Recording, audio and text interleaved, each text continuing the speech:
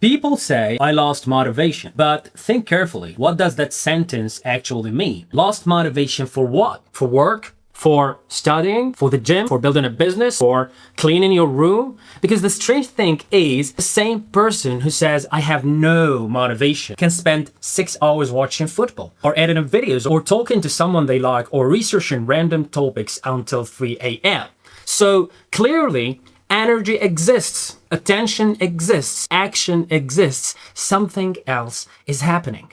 The real question is not, why does motivation die? The question is, why does motivation appear in some places and disappear in others? Because motivation is not a personality trait. It is usually an interaction between ability, reward, expectation, environment, and time. If one changes enough, motivation changes. Most people imagine motivation leads to action, but psychology found something more complicated. Often, action leads to motivation.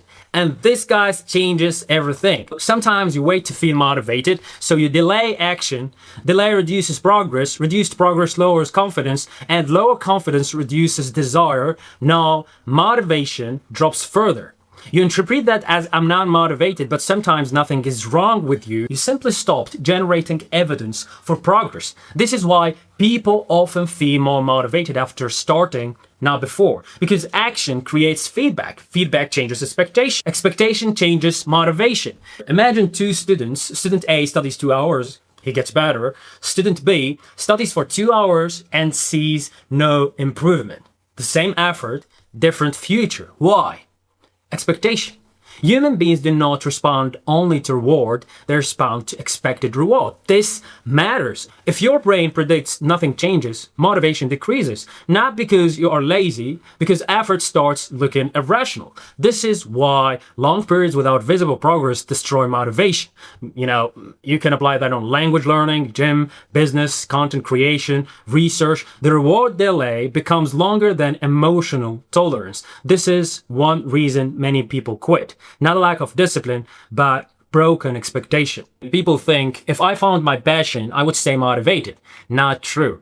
Research repeatedly shows novelty creates temporarily increases in engagement. When you get new jobs, new relationships, new projects, new cities, novelty increases attention. But novelty fades, then another system appears, meaning, structure, habit, identity. This explains why starting feels exciting, but mastery feels repetitive. People confuse the loss of novelty with choosing the wrong path. Sometimes the path is fine, you simply enter the stage where emotion no longer carries performance. Small barriers destroy motivation, not because people are weak, because behavior follows cost. I'll give you examples. Want to train, but the gym is 14 minutes away. You want to read, but the phone is next to bed. Want to write, but notifications active. Humans often overestimate character and underestimate friction. Reduce friction, behavior changes. Add friction, behavior changes. This sounds boring, but reality is often boring before it becomes powerful. So why some people stay consistent? This is where most advice becomes fake. People say they have more motivation. Usually not.